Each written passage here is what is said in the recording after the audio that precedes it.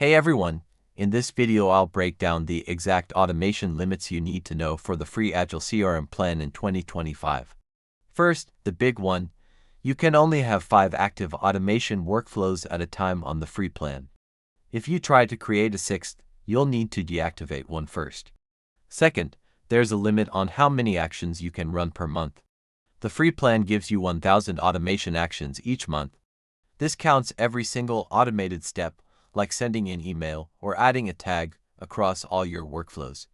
Once you hit 1,000, your automations will pause until the next month.